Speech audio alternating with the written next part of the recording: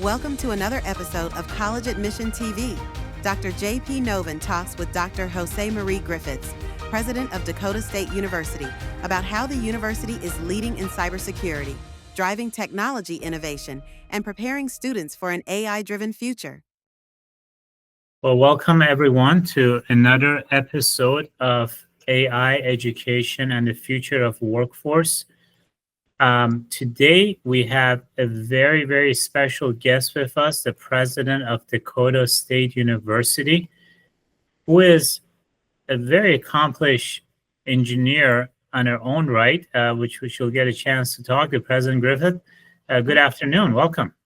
Good afternoon. Thank you for inviting me to participate. Our pleasure. Every week we're covering what each university is doing around AI and getting the perspective of the presidents. Of course, your university has done quite a lot of work. You have the Madison Cyber Labs, with Med Labs. You have the ARL, the Yes. Applied Research Labs, partnership and federal recognition of NSA. So I'm super excited to hear your perspective, and also as someone who is an engineer and really has been in this field for a long time. I think your perspective would be fabulous for our listeners. But I'll jump into the easy question. Okay. How do you think AI is going to impact the future of the workforce? Oh, significantly in all different ways. I think it's going to have a more major impact than anything I've seen in my lifetime. And for what was the biggest thing, probably the internet. And this is going to be even bigger, and it's going to reach much further into society. And the big difference is it's going to move much more quickly. We knew the internet was coming. I mean, it was the ARPANET, it developed into NSFNet, into the internet, and we could sort of predict where things were. AI is moving and developing at such a pace that it's hard to predict exactly what will happen when, except we know that things will change. I'm going to take one step back. Okay. And could you talk a little bit about your biography in the sciences, and a little bit more about Dakota State University? Because I think that's going to give our listeners much more appreciation for the weight of the words that you're going to have provide for us today. Certainly, happy to do that. So just to talk about my own background, I'm not actually an engineer. I'm actually a physicist and computer scientist. Mm-hmm. So I, in the early stages of my academic career as a research fellow, I did actually do some work in artificial intelligence. I did some work on what we would call in the day natural language translation, where we were translating from one language to another. I did some work on what we called intermediate languages, where it'd be easier to translate everything into an intermediate language and then work through that. Wasn't more effective, wasn't very efficient. I then did some work on automatic detection of faults for British Steel on their steel sheets. And we had robots with AI incorporated, early AI, obviously, looking at pattern recognition. And we determined that sometimes the people could see faults that the robots couldn't, and the robots could see things that the people couldn't. So you actually needed both to be more effective in your ability to identify problems. And I did a little bit of work later on in my career with neural nets, on what we call swarms of agents or swarms of AI, where you have multiple agents working together, which now is coming back into the AI world with a vengeance. Very interesting. So I have that background, and I've been at a number of research universities conducting research, and I've gradually moved up into successive administrative roles. And I came here 10 years ago this summer to Dakota State University. It's an interesting university. It's sort of mid-sized by universities. We have just under 4,000 students. But in 1984, this university was given the responsibility of being the computing university for the state of South Dakota. And that was because Citibank had established a regional headquarters nearby in Sioux Falls, which is the largest city in the state. And Citibank needed, in those days, mainframe programmers, and they couldn't find mainframes. So Dakota State was born as a computing, everything computer-related kind of institution. So we've been teaching software engineering, computer science for decades. And of course, artificial intelligence emerged as a subspecialty in the computer science arena. So actually, at Dakota State, we've been teaching about artificial intelligence elements for many, many years. But I came here in 2015 and knew that AI was beginning to move quickly. And I said, we need to start hiring faculty with expertise. So we hired our first freestanding AI faculty member in 2016. And we continued to do that. And then 4 years ago now, we decided to implement a freestanding, or actually 2 freestanding bachelor's degrees in artificial intelligence. One, a more technical degree on how to develop, how to design, how to test and evaluate AI models. And one focused on AI in organizations, how to adapt models to your own organization through machine learning and so on.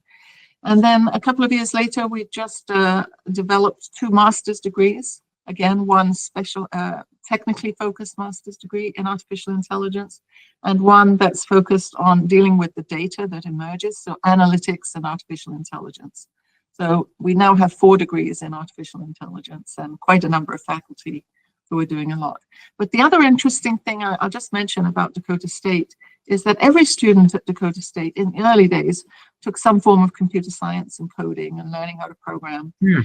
Now every student takes some element of computing and information technologies, what's happening in their disciplines, what the technology going to do. They get a lot of hands-on experience, so that people who are going into business understand the technology capabilities. The graduates from our education college are going into the K-12 environment and teaching elementary school students. They know about the technology. And our students in the College of Arts and Sciences understand digital arts and design, how technology is used in a variety of ways in a variety of different arts and sciences disciplines. So it's an interesting environment here, and it just sort of matches my background perfectly. Well, I know you wrote a statement to U.S. Senate leadership and national policymakers on the intersection of AI, cyber, and workforce readiness, and you're also part of National Security Commission on Artificial Intelligence. How involved are you as a physicist in the curriculum development and the strategy of a university around AI? I mean, it looks like you're an intersection of higher education, government, and policy. How does that impact your daily job? A lot. First of all, I don't get personally involved in curriculum development. The faculty are responsible for that. We get good faculty, they know what they're doing, and they know what's happening, and they're conducting research. But at a higher level, I'm sort of thinking about the strategy for the university. We lean into every new technology because that's who we are as an institution.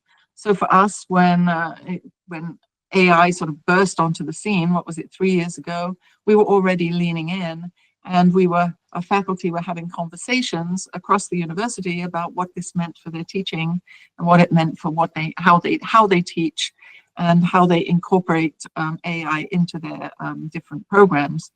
For me now, I'm looking at, okay, we've got a lot of things going on in the academic programs, in the degree programs. How are we using artificial intelligence in the administration of the university? Who's using what products? Who's developing what models? And we've got a lot of different things going on. So now as I look about the future and say artificial intelligence is really going to make fundamental change to organizations, what does it mean for this university and how it's going to operate? Not just what we teach, but how we teach and how we actually function, how we make it all work. And so we're about to start some serious discussions about how we want to define the AI-enabled institution of the future, And what does that mean for what are the priorities, and how does that relate to how we allocate resources in order to make certain things happen? So I'm at that level. I'm also doing a lot of policy review work, provide input to the federal government, state governments on policy, and trying to incorporate that into what we do. But we do some about the policy, but that's really because I've been working in this field for a long time and working with federal government for some time. But I should say our faculty and our students are conducting research on AI in systems, and because we're very focused and very well known for our cybersecurity programs, we're also looking at artificial intelligence for cybersecurity, because that can help us to some extent. And what about cybersecurity for artificial intelligence, which is maybe even more important? So that we're trying to see how these things interrelate. So it's no longer just what we would say silos, sort of subject disciplines. We're seeing a lot of cross-disciplinary needs in our curriculum and in the way our faculty conduct their research. Certainly how all of these agents are going to commingle is going to be a big part of the development in AI. So as you think about your students, I mean, this is a mainstream question that keeps coming up. How do you prepare students for emerging careers in AI in light of some displacement, some emergence of majors? Obviously, not all of them are going to be AI savvy to some degree, but how do you navigate this very fast-moving disruption that's really coming about? Well, yes, I mean, and we've always had to do that to some extent, because I always say we're not preparing the students for the jobs that exist today, but the ones that exist 4 years, 5 years down the road, just moving a little faster with AI now. So, we have the main set of students that we're educating are going to be working with the technology very, very directly. They're sort of the top layer of capabilities, and so they're working, developing artificial intelligence models, understanding new techniques, understanding how to test them, understanding the notions of bias that might be built in. So how can they test for that? Understanding how to make sure that the data that you use to train your models are actually well curated and not going to introduce bias. So that's one set. That's, I would sort of the technical side of things. The other is going to be for people who are going to have to move into organizations and help them adapt various AI models and various AI systems and products that exist. So they're going to help their organizations use it. They also need to be able to think about how the models work, what they do well, what they don't do well, try to make sure that the people who are going to use those embedded products within organizations understand that. So there's, you've got the people who are going to do the adaptation, and then you've got the people who are actually going to use the adaptations. So, and then I try to say, in a way, we almost have to educate everyone about some of the capabilities of AI. Certainly, we know some jobs are probably going to disappear, but I think the majority of jobs are going to evolve. They're just going to change somewhat. So as we think about preparing our students, we're preparing them for specific roles that we anticipate will exist. But as we do continuing education and workforce education, we can talk about how to prepare people for the changes that are coming in a more modular way, just in a condensed way, because they're going to have to learn fairly quickly. But what we want is people who at least recognize that there is a role for them using these technologies. And they just have to be sort of open-minded to recognize that if they stick with that and work with the kinds of reskilling or upskilling, there will be a job for them. There are going to be plenty of jobs, not necessarily a certain tier of jobs. It sounds like what I'm hearing is that we are going to need major AI literacy at the very least, and then kind of give students the skills to adapt to the emerging jobs that are going to come about. Because I was listening to, an AI panel. I think you were recently part of the Cisco panel, if I'm not mistaken, and the discussion was, there's going to be job displacement, but there's also going to be so much efficiency. There's also going to be massive job creation as well, right? Yes, absolutely. And in a way, I talk about the fact it's not just a question of we need to educate a workforce. We really need to educate a population. If you think about the kinds of changes that are going to come about, the way we're going to interact, the way we're going to work, the way we're going to have our leisure organize our own leisure, I think that's going to change quite dramatically in timeframes that we wouldn't normally have anticipated. I mean, normally this would happen over several decades, but it's going to shrink down into probably within a decade at a significant pace. And it's not enough, I think, to just say only those people who are actually going to develop the technology or the people who are going to adapt it are the only people who need to be educated. I think we need to give everyone some level of understanding of how it works and where the risks are, where how to know that what you're using is actually working for you, or is actually giving you accurate information, or is actually doing something in a reasonable way. How do we teach people that? And that's, so I do have this phrase now, it's not educating a population, but we're not educating a workforce, but a population. And that's a very different approach. If you're thinking about that as a country, it's going to be very different. So you're not just looking at the universities to produce graduates, you're looking at every single educational opportunity that exists in society as ways to actually pass on this information to others. I don't know exactly how it will all work out in the end, but I feel it coming very strongly. I feel it for our own, the academy has lasted. We talk about the academy sort of being heavily sort of almost medieval. I know it's going to change what we do. It's going to change, it already does change my recreational habits and where I find my information and how I find it. It's going to be significant, I think. Which industries, I mean, given that some industries they're heavily regulated, whether you're talking about health, financials, you name it, right? Heavily regulated industries. Do you think there's certain industries it's just going to take time to have the right governance around AI for them to be impacted as much? There's a more latent impact on those versus others? Well, I think part of the problem is the policy development process and the legislative process takes so much longer than the technology life cycle. I don't know that we can keep up with it. It's because it's going to have such a significant impact. So I would imagine that we'll regulate in areas where, which are critical for life and life-sustaining systems. So we can talk about certain elements of healthcare, but not necessarily all of them to start with.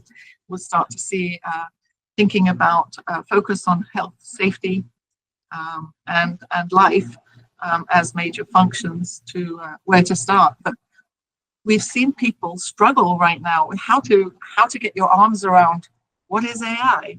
Well, it's this today, and it's something else tomorrow, and it's something else the next day. Very, very hard to think about how do we regulate, how even guardrails, are really hard to think about because things are moving so quickly. And now we're seeing a big rush to invest, which I think is good. But I would rather caution people as they use AI to realize that it's not everything. It's not perfect, and so we need to approach it with a little bit of skepticism and trepidation and enthusiasm at the same time. Well, as a physicist, obviously names like Alan Turing or Claude Shannon or Simon or Noel Minsky, all of those are familiar names. So yes. These topics we've been talking about this for almost 70, 80 years throughout time. It's old for those who've been in it. It's very new from a popular phenomenon, right? I mean, yes. I mean, who would have thought an app like ChatGPT would awake the whole world? Exactly. I know. It's very, very interesting. I get frustrated sometimes when I hear people saying, well, AI started in 2006. I think it started a lot sooner than that. Yeah. And then some of the things that I, as a doctoral student, was a little skeptical about, I remember the philosopher Margaret Masterson. She worked at the University of Cambridge at the Cambridge Language Research Unit, which was doing the machine translation work. And she said, maybe we have to start thinking about whether there's a computer morality. well, you know, I'm a young doctoral student, I'm a physicist, I'm getting into computer science. And I went, no, of course not. How could we ever think of that? Now I think back and think that lady, she was a wise woman. She had predicted what would happen, and now we talk about morality in the systems, in the models, in you know, making sure that they're free of bias to the extent that we can, and so on. So I think that we've shrunk multiple decades now into a short period of time as these developments occur. Who would have known? But let's face it, it's the underlying technological capability that allows this to happen. You know, in the 90s, when suddenly computer memory was pennies as opposed to very expensive, we changed the way we wrote our algorithms, because now, you know, we didn't have to worry about managing memory anymore. And networking came in, and that changed the way we do things. And we went to cloud. Cloud has changed the way we do things. It's really, really quite amazing just how all these technologies, one after the other, have sort of accelerated progress. People are always shocked when you tell them singularity was discussed in the 60s, and now here we are today. And so are you planning to, when you think about career readiness, right,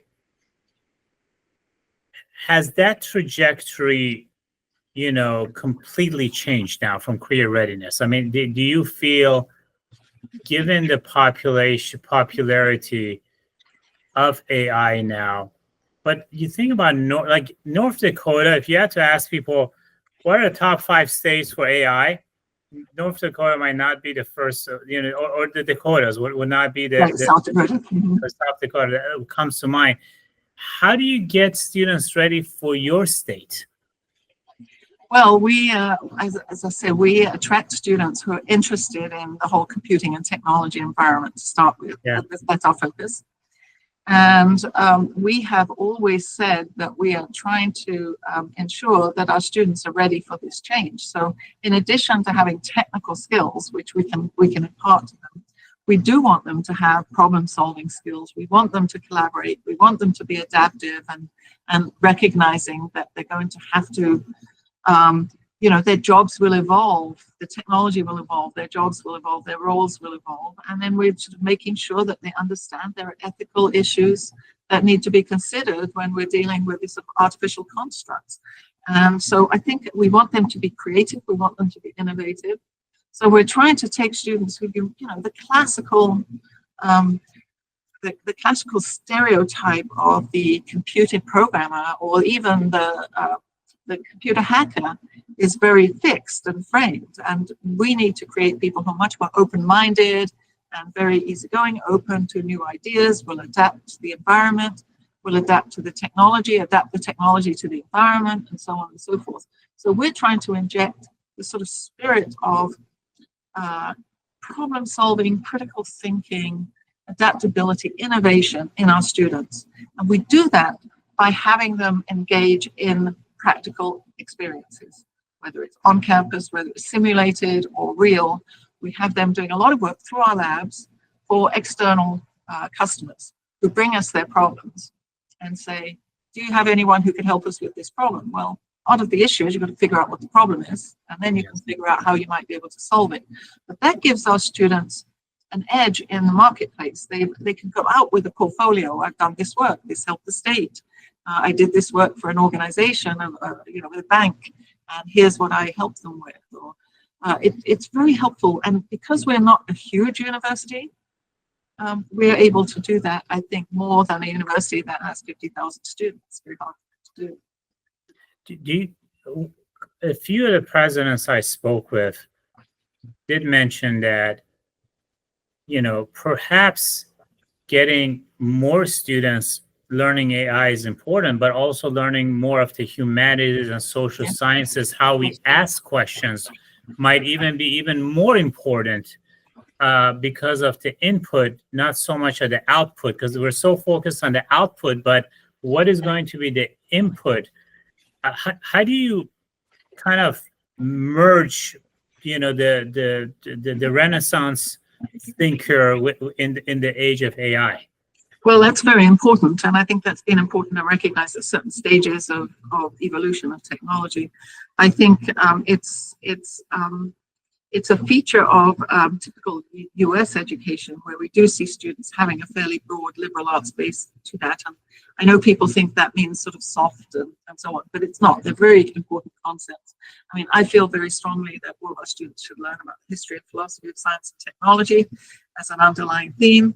They should understand how things have evolved and why they exist. They should learn about Turing and Minsky and all these people, because it's important to understanding how things have evolved.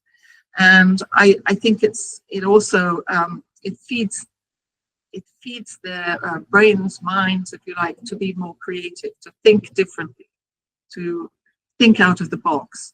We don't want to produce students who are robots and just have technical skills. That's not going to help anyone in the long term. It might help you for a few weeks, but it's not going to help you much longer. And so giving students the opportunity, we do a lot of simulation of virtual environments to give our students hands-on, and they can actually practice in those environments, and then they can work with real partners in research and get to learn how to do that. And then working in teams is the other piece, because I don't think we're going to see too many people in the future working with AI. We're going to be working alone. So they've got to learn to work in teams, and they've got to learn how to communicate. And that latter one, how to communicate, how to interact with people, how to give them essential information rather than too much information, becomes very, very important. Which jobs do you think in the next 5 years are more endangered of being replaced or displaced? Displaced, I would say the jobs that deal purely with information content. The jobs that will survive are those where you have a physical need to be somewhere, physical, touching something to manufacture it or to do something else. But people, you could think of people who are conducting market research, people who are preparing marketing campaigns. There's a lot can be done with large language models there. I even think some level of paralegals might. I don't know if they'll disappear. I think they'll morph into something else. There'll be a higher level review. So they'll be working with tools that will do some of the work. So maybe we don't need as many of them. I even think as we look at some of our cybersecurity work that there could be,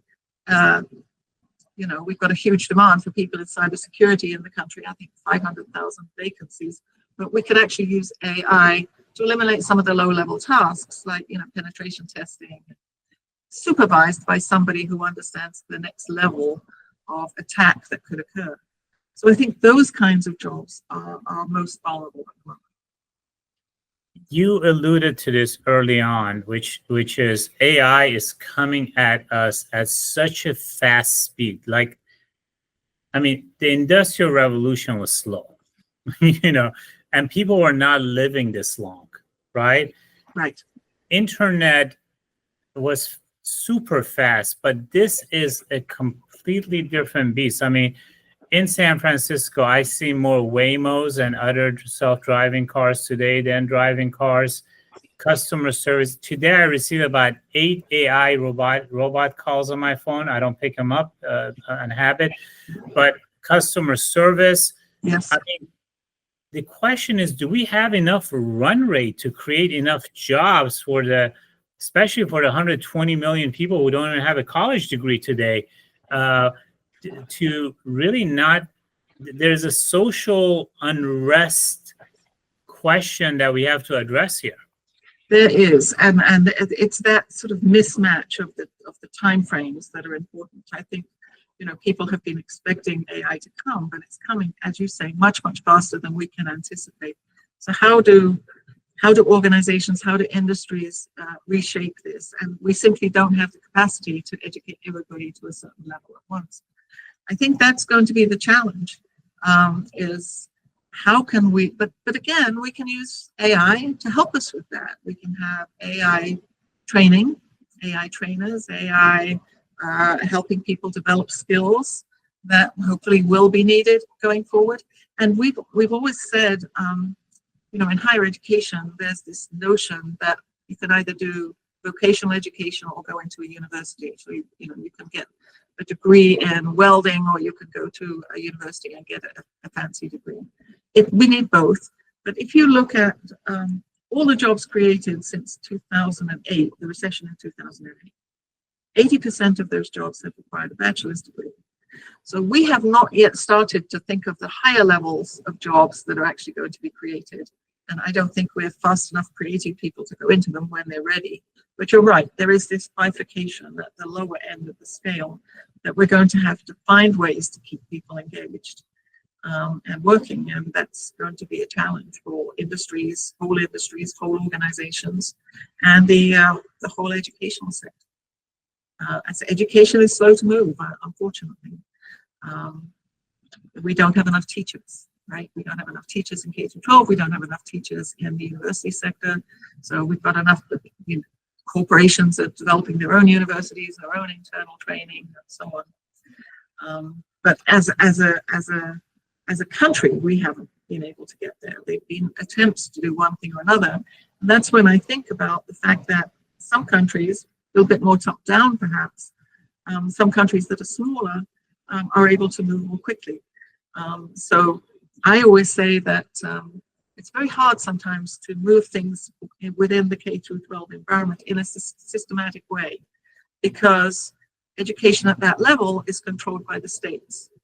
And now you've got a lot of states here, with 50 states and DC, so they can do things that are different. So we don't have a national implementation plan. We have national plans that say we should do these things, but we don't implement right that way. And so in this country, things get done in a more sort of whoever's willing to step up and volunteer. And some states move faster than other states, and then we have the sharing of best practices. So the diffusion, if you like, the diffusion of best practices, the diffusion of the kinds of changes we might want to see, take varying amounts of time depending on where you are and what you're doing in the United States. Well, I think you talked about this, which is basically, a human being could experience color, it could experience love, it could experience pain, and AI could synthesize it and write about it. And I think figuring out how we use the two sets of capabilities, like and living in complementary is what we have to kind of figure out. And I mentioned this in my other podcast. Churchill has a wry wit in his complex admiration of the U.S., saying you can always count on Americans to do the right thing after they've tried everything else. And and I think this is one of them, which we're going to try a lot of things. Now, when you sit with your board members who are all very accomplished, right? So as a physicist, what is the discussion that's happening about AI? Is this coming up all the time in every board meeting? Is AI a point of discussion? No, not at every board meeting. It comes up periodically, and I think it's hard for people to sort of understand the pace at which things are changing. Yeah. Because all other technologies have been in a time frame that's sort of maybe at a human pace, if you like, and now we're moving at a different pace. But I think about young children, I think about young people, how they're absorbing and interacting with non-humans, if you like, and they've been born doing that. I wonder to what extent how that affects their cognitive development, how it affects their understanding of reality. Are there different forms of reality that they will sort of move from one consciousness to another over time? I think that's where we're going to see probably the biggest changes, is with each successive generation of young people as they work with the technologies. I mean, they just absorb it. They don't even think about it. It's what they've grown up with. So it's going to be very interesting, I think, to see how they move and make decisions as they go out to the real world. Meanwhile, right now, we're still seeing a lot of young people coming out of the school systems into higher education, very, very interested in AI and how AI can be used. But it's going to change, and it's going to change probably in a period of 3 to 5 years, very dramatically.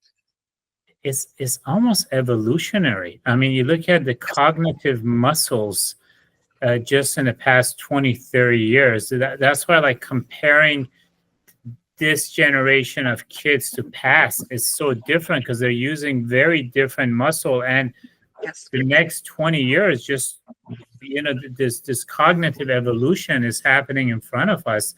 And with that, how do you see education?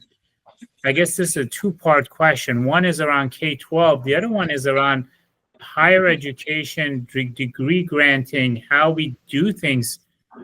Sorry, this is from a research question. It's terrible the way I positioned it, but you know where I'm getting to. How is this going to impact our entire education?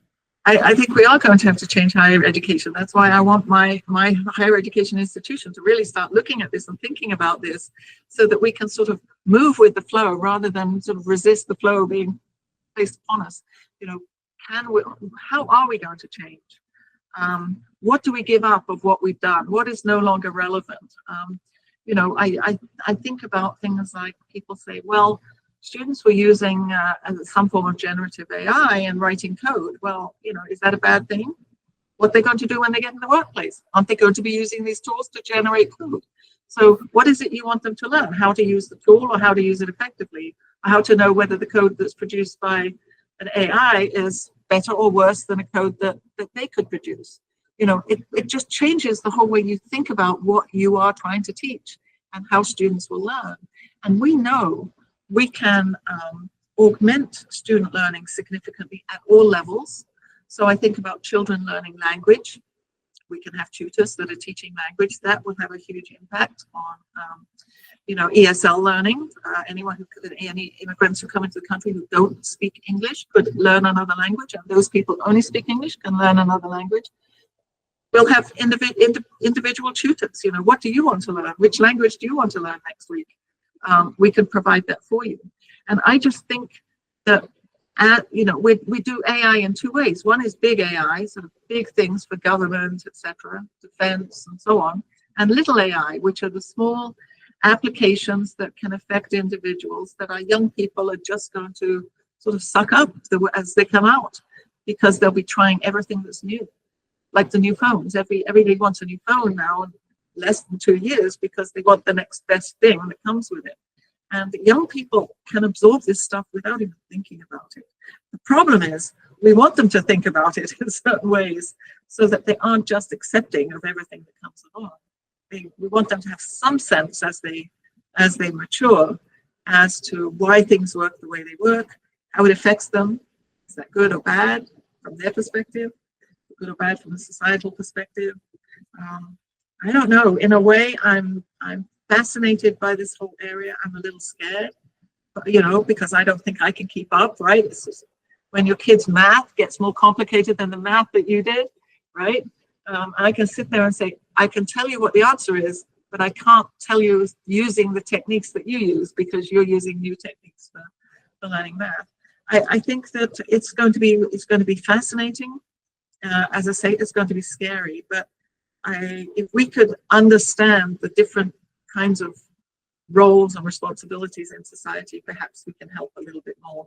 But you're right. You did say we're going to need more of those sort of arts and humanities kinds of learnings, and it's going to be important that we don't push everything aside for technical skills, because technical skills alone isn't going to build a career or build a life for anyone. So the final question is, how is all this changing the way you lead and manage institutions and interact with your leaders at an institution? How is AI going to change your leadership and the management of the institution? Well, we have sort of really smart people here. So I like to bring them together and let them think through what they want to see, and we share that information. I've just been in a retreat for most of the day today, talking about the future.